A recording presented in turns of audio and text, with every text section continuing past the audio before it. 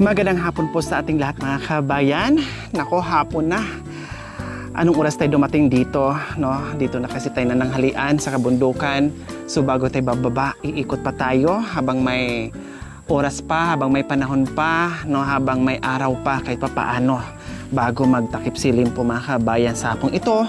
No? Naglalakad pa rin po tayo. Nakita nyo naman po yung aking likuran. No? May mga saging, may mga luya, ito, may mga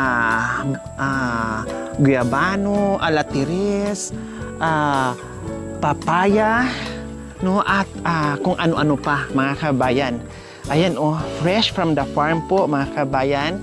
May papaya. Oh, di ba, napakalusog.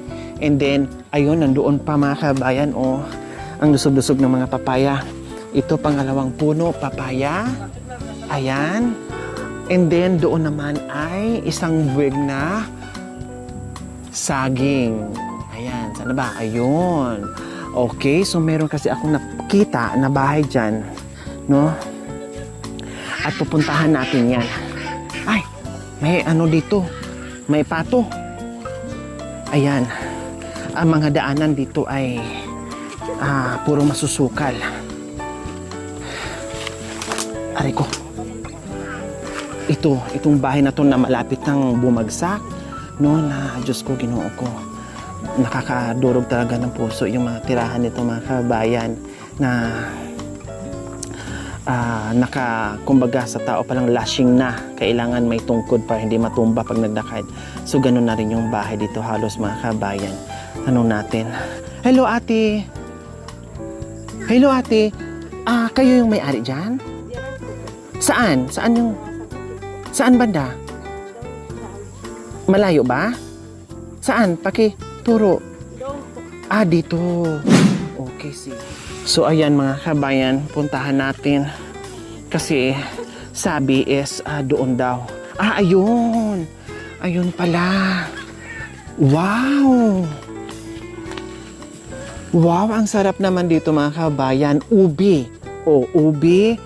Tapos, talong. Hello, tao po. Wow, tao po talaga, pero wala sa bahay. Hello, nanay. Kayo ang may-ari doon sa kubong yun, oh? O anong pangalan niyo po? Bibi Garcia. Si Bibi Garcia. Ilang taon na po kayo? 50. Wow, ang sipag nyo naman. Pananim niyo po yan? Oo. Itong malulusog yung mga talong? Oo. Pati yung ubi sa inyo po yan, nanay? Wow! Sinong kasama niyo po sa bahay, nanay? Bibi. Bungso ko po. May kasama kayo sa bahay. Kumusta naman kayo dito? Ay. Mabuti naman. Masarap ba tumira sa kabundukan? Oo. O bakit masarap tumira dito sa kabundukan? May tanim ng kahoy. Saka sagyan, saka ube. Pananim kayo dito. Oo. Pag dito kayo sa kabundukan. Oo. Pag sa bayan kayo tumira, walang matataniman doon. O kumusta yung mga pananim nyo? Mabuti. Ano pa buko dito? Oo. Ayan, tapos may mga saluyot. Balasena. Ayan po mga kabayan, saluyot. Doon din saluyot. Kamote. Ayun, saluyot. Tapos, kamote. Ayan. Tapos may mga Kumbasa. papaya. Ayan po mga kabayan. Then, may kalabasa po siya dito. Ay, upo pala. Opo. Ay, Diyos ko. Upo pala mga kabayan. Ayan, ang taba-taba. Wala pang bunga. Wala pang bunga.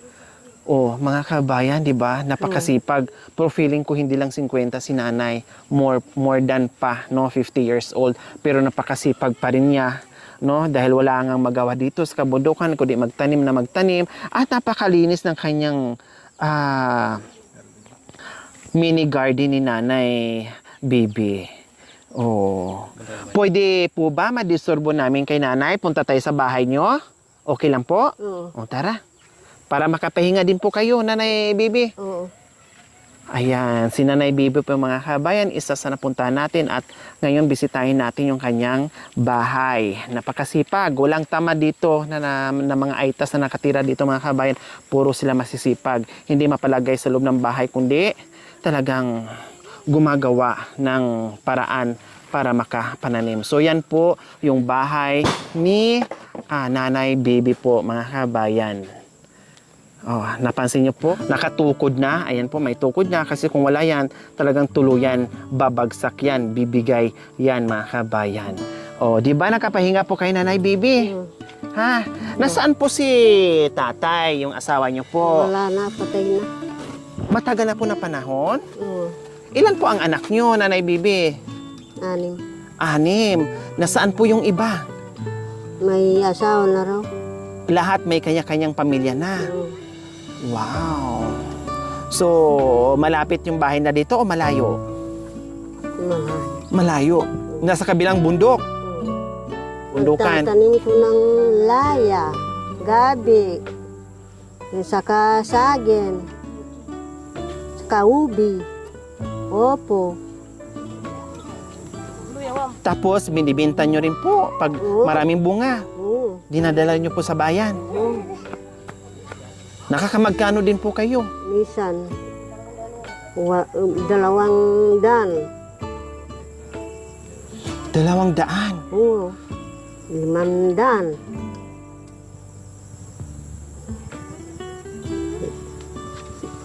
Minsan, 300. Kung magkano na lang. Minsan, mabili ko ng bigas. Tapos, bigas at Mga 3 kilo. 3 kilo. Wala ng kape. Wala ng kape. O, pasayin mo pa.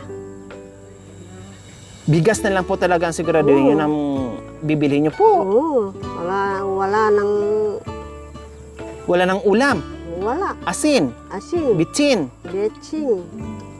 O, Talagang ang buhay nyo po dito, Nanay Bibi. Paano po pag tag-ulan? Nanay Bibi, paano po tag-ulan? Malakas ang ulan. eke, nakalipat. Ating ilog. Hindi kayo makababa dahil rumaragas ang tubig sa ilog. Baha, kumbaga. Hindi kayo makatawid. O, hindi.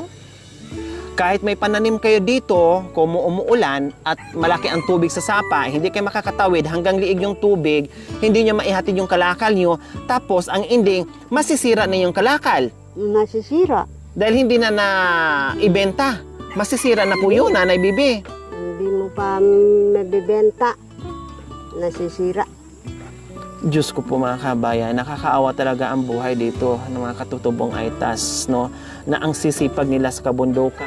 Kung kailan na sila sana magkakapera at maibenta nila yung kalakal, pag oras ng tag-ulan, hindi rin nila maitawid, hindi sila makapunta ng bayan, hindi sila makababa ng bayan, kasi nga may tatawirin silang ilog at siyempre babaha, tataas ang tubig at sabi nga niya ay hanggang liig. So paano nila maihatid yung mga kalakal nila at abutin pa, no? Abutin pa ng ilang araw na nakastay lang yung nakatinggal lang yung mga kalakal nila, and then wala na, masisira na lang. Wala. And then sira na nga yung kalakal nila, wala pa silang pagkain, wala pang pera, kawawa sila dito mga kabayan.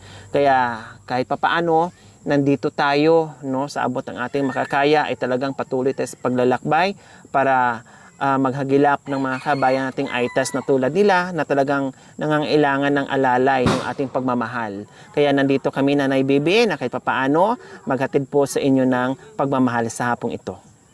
Diyos.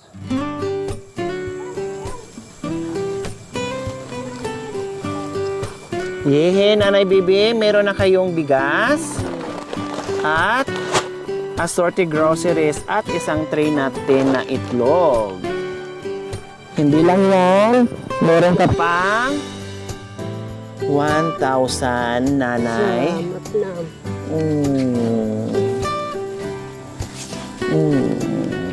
Walang ano man po, Nanay Bibi. Ayan, napayakap si Nanay Bibi sa biyayang natanggap niya na pagmamahal natin kasama yung ating mga sponsors at yung ating mga subscribers, followers, YouTube members, viewers. commentator, sa lahat po na nagmahal. Salamat po sa inyo. Napadama natin yung pagmamahal natin sa mga katutubong Aitas. So, upo po kayo dito, nanay, kasi pagod kayo. Galing kayo sa taniman nyo.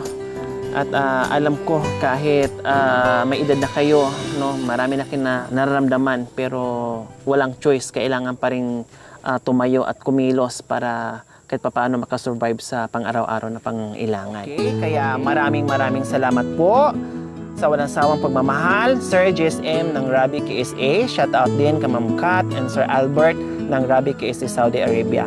Maraming salamat po sa inyo nito ang puso. Naway pagpalain po tayo ng Panginoong Diyos araw-araw. Naway ibigyan po tayo ng kalakasan ng katawan sa araw-araw. Naway ibigyan po tayo ng mahabang buhay pang sa ganon. Marami pa tayong matulungan na gaya nila. So mga kabayan, huwag niyo pong kalimutan, pakishare, subscribe sa aking YouTube channel, Lori Aquino Talita. Maraming salamat po. God bless us all. Bye, nanay, baby. Ayan. Hindi makapaniwala si nanay, baby na makapunta tayo dito at magbigay ng pagmamahal sa kanila. Bye-bye po, nanay, baby.